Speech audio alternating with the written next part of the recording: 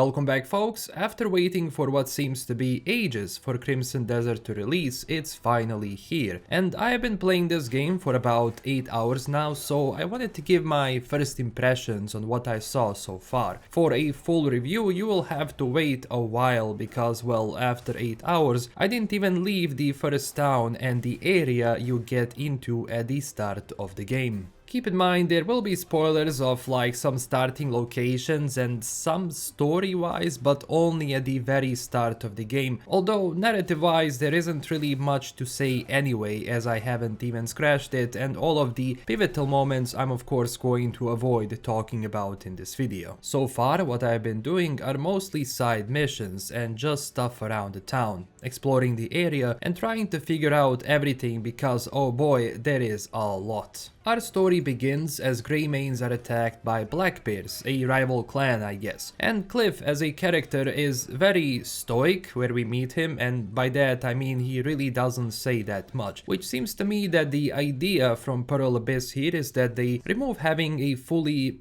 personality defined character, so you as a player can sort of take the reins of what he is and what he becomes. After the initial tutorial level, we immediately jump into Pywell, which is the world where everything is set in, and the map, oh boy, the map is huge. As you can see, it doesn't really reveal anything, so you have to explore to find out more about those locations. Right away, I will say that environmental and level design is insane. You can see into distances and they render out relatively fine, so they maintain the level of detail to paint the sheer scale of the world. Although I did notice that from time to time you can see LOD pop-ups, meaning that, well, objects in front of you tend to flicker a bit, but that wasn't going to a point where it was bothering me, at least in my own gameplay. I'm also playing this game on PC, so I have no idea how the situation is on console, just keep it in mind. After defending our new friend Sebastian from some bandits where we start the game, we move into the town where the game, well, fully opens up. Luckily, you do get the horse right away, but there are like, what, 29 different horses you can get besides other mounts which you unlock later, so traversal wasn't really an issue. You can walk, you can run, you can sprint for a while, obviously not too much, but of course using a horse is, well, very much recommended. After arriving in the said town, I started looking around stuff to do, and Crimson Desert heavily leans into you doing all sorts of stuff,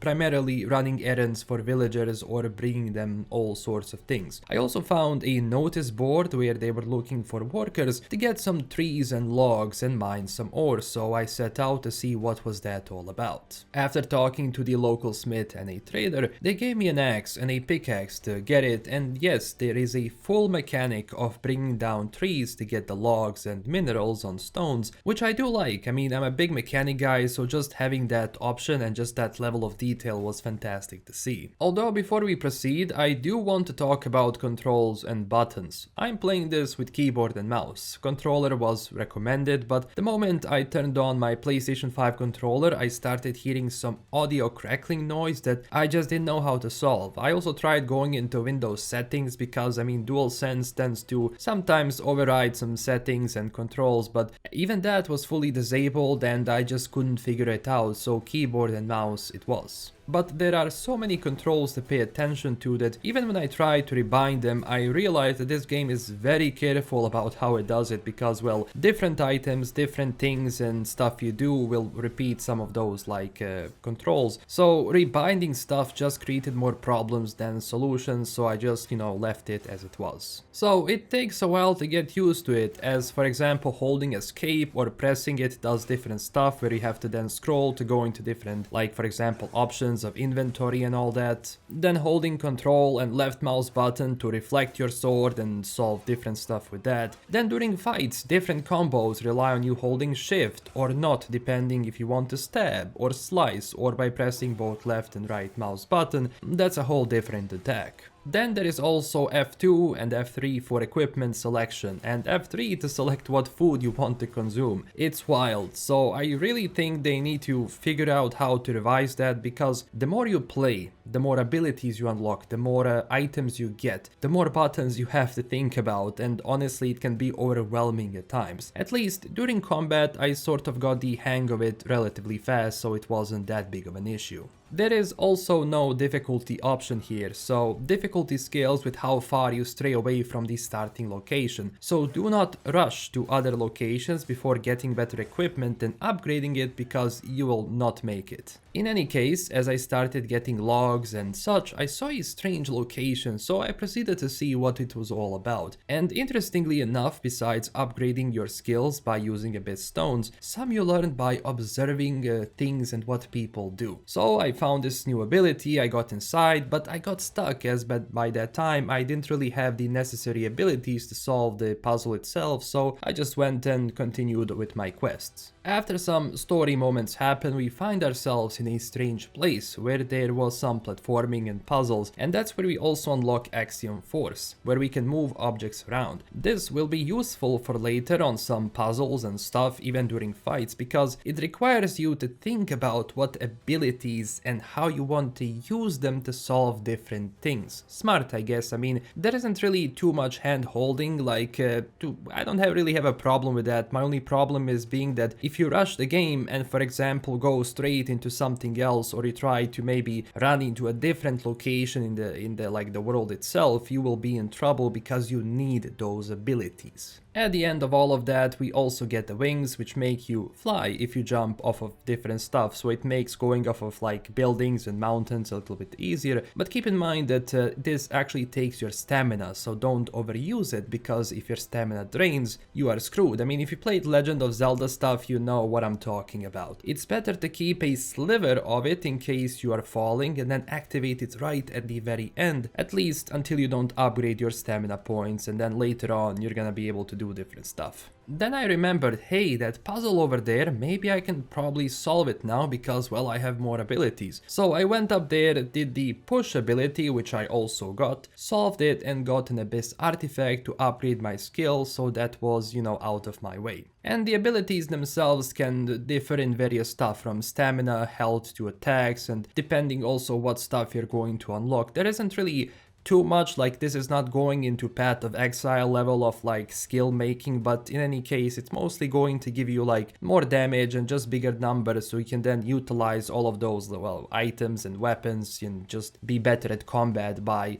learning all of that yourself and figuring out which sort of style fits you the very best. So the best advice I can give you at the start is do not rush this game. Take it slow, look at all of the markers, because each one of them in this town serves as some sort of a tutorial, which, you know, you will say like this is that item and this is what this item is for. Like really, you have shovels, rakes, brooms, you have fishing rods that serve their purpose, and once you start your encampment and you can actually, you know, grow your food, package trading items to sell, but you won't even see any of that at the start, so you don't really have to worry about any of it. Inventory is also very important to keep a track of, as by doing activities and missions you unlock additional space. And guess what, even those items you get can actually be something which you can open, like pouches, and get stuff within them, and also like inspect those items for additional information. I know, it's wild.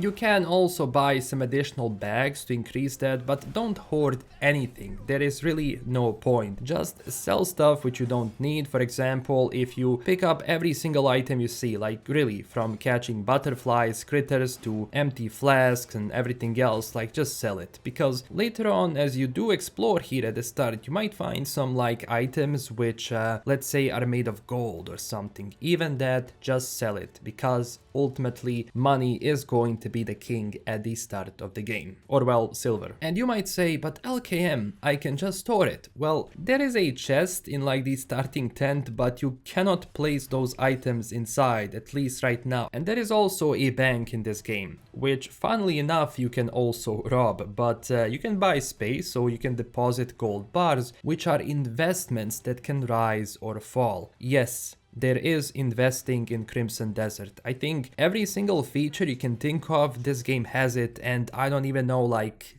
5% of it. Like, if you want, you can make stuff which you can sell for a higher price. So it's up to you to figure out how to make money out of this economy. But again, it's sort of a stuff I do like. I mean, no wonder, because this game initially being an MMO tells you they probably wanted some different form of player-driven economy, or at least just giving you the ability to make money different ways, which in a single-player title, if you are not ready, can be threatening with the amount of stuff. But there really isn't a point to do everything at start, but just look at it, see like, okay, this is what I can do, but you can always go back to it later. There is no rush. Also, a lot of stuff you sort of inspect and discover and sort of learn what it is. But to be honest, I mean, this game really needs you to discover everything from jars and empty plates. Like, I'm sure Cliff saw a plate in his life. I mean, there are more, I think, than like, what, 3,000 things to discover, plus people of interest you might actually discover that you might hear through dialogue on, or just as you move around. So, for example, if you played Gothic or stuff like that, or even like maybe Elder Scrolls games, sometimes when you talk about, like when you ask someone for a rumor, they might sell you like, okay, there is this place, this has been happening, if you go north there is a little beast you can find, etc, etc. So you have to listen to everything. Now, after I sort of got the hang of everything, I was set to liberate the tower from bandits. That's also where the mode of combat was happening. To be honest, I really didn't have a problem with it. I was sort of blasting through those bandits, but it will probably become a lot more difficult later. After that, I followed a cat.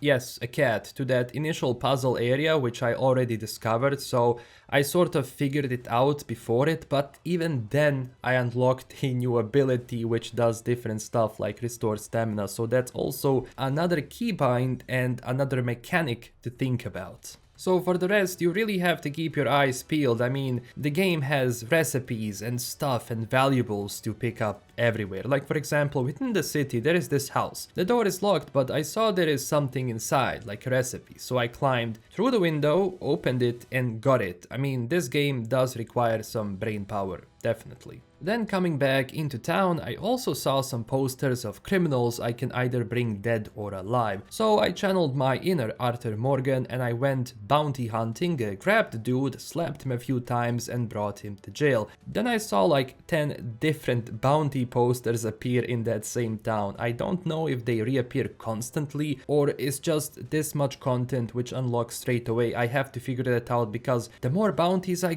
started doing, the more of them started appearing. It was crazy. And it is sort of funny that, for example, the bounty I was looking for was just walking around town, because apparently they changed their locations depending on type of the day, so you kind of have to figure it out on your own. But he was walking literally next to the guards and his face was plastered all over the town and no one was doing anything, so I grabbed him, slapped him around a few times and also brought him in because, well, I needed money. And this being a sandbox, they really want you to immerse yourself in this world. Read everything you see, slowly look around, and I love that sort of stuff. It's my bread and butter. Yes, I'm the type of player to go gather wood and iron or other, stuff, which I will then use to make myself a weapon, or go get fish and other stuff to make variety of food. And especially if you have all of those mechanics in detail, it is incredibly relaxing for me to immerse myself that way. And that's what this game is oriented into. Gameplay over story in a sense. So don't expect anything deep. Like, even Cliff is like, honestly I have no idea what he stands for or ultimately what kind of a person he is. That's up to you. He is also a man of few words. I mean, if you're looking for some deep philosophical story to follow, I'm afraid you will have trouble here. But oh man, once this game clicked for me, I was so excited just to take it slow, help people do stuff and just explore what this game has to offer. But it definitely is done in a certain way where it can be very overwhelming, and if you're not used to these sort of games, it can really catch you off guard and kind of make you, I think, lose the ability to focus where you have to go at a particular moment. So I can understand why some people are frustrated by these things. Main story is not the focus here, you take it on your own time. It's a sandbox, you go and do whatever you want. There is beauty in that, at least for me personally. Imagine it like just being a dude in this world and just doing stuff. This is not an RPG, this is, as I said, an adventure action sandbox game. Although I am technically role-playing here, so yeah, you know what I mean. I mean, it's not a classic RPG game in that sense, where all of the decisions you make are going to influence every little bit of the game. That's really not the case. Also, in the town, there is like a tutorial boss, which we already actually seen in the gameplay like presentations they were showing before the game even came out, with this knight dude, and I absolutely bodied him, but the combat feels crunchy, and oh man, finishers and just the way it flows once you get the hang of it. I think, for me at least, like combat is really a strong suit of the game, and the way you sort of shape your character and how you want to experience combat and in what way you want to fight, and I didn't even unlock all of the stuff yet. The biggest issue though I have is just the controls at start, as I was learning them almost made me cliff myself. But my worry was about optimization, being it's an open world and all of that, and I was like, oh boy, the Black Space engine is gonna be something new, how will this run? Now, as I'm running this with 3070 Ti, 32 gigs of DDR4 RAM and Ryzen 7 5800X in 1440p, and so far with the latest Nvidia drivers, I did not have a single crash. And frame rate, as you can see at least in this area, keep in mind I can only tell you what I've experienced, remains around 70-60 frames. I mean, the DLSS I was using was between quality and balanced, but quality DLSS served the same. I mean, I haven't seen any sort of like frame rate changes, but the picture quality was a little bit better. Although there is smudginess sometimes with trees and grass as wind makes stuff move around. I mean, look, it's immersive in that sense, but there are issues here and there, and especially when it comes to like how the light sometimes, like with the thing you have reflects over the walls, it can be sort of weird. Also, you can pet cats and dogs, even carry a cat and pet it, and that's a big plus for me. I like both dogs and cats. There are some funny encounters though, like this guy trying to clean the chimney so he falls down, and then you get the broom to clean the chimney. Yes, it's that much detail, but it's also story related, which was, you know, sort of interesting to see. I mean, no wonder this game is divisive for people. It really depends what you wanted from this. I was expecting a sandbox and that's what I got. I mean, if you're expecting Kingdom Come Deliverance or The Witcher in that narrative sense with very deep philosophical characters, yeah, that's not going to be it. At least I haven't seen it so far, and even at the intro there was nothing. In any case, I'm looking forward to seeing more of this world, its variety, so my full review, well, will tell you everything and how it goes, which will be probably in about 500 to 600 hours of gameplay. There is no way I will even dare to give you the full picture before that. This was just a taste. And I also cannot tell you to buy the game or not. I mean, as I don't really know if this excitement I have for it so far will remain, or if things will become repetitive. That's what makes and breaks a sandbox game for me. For how long I will enjoy this after the honeymoon phase goes out, and how well does it maintain that variety. So that's it for today. I will also do guides for this, as I usually get hang of this, you know, sort of games fairly quickly, so I want to help people who do play this to get the most out of it. Thank you for watching. Tell me down below what do you think about all of this. Please, no spoilers for people if you somehow progressed, you know, through the story, and don't comment it down below. And consider liking and subscribing for more. Join our community on Twitter and Discord as well. Huge thanks to my Patreon supporters, and I will see you very soon with a new video. Bye bye.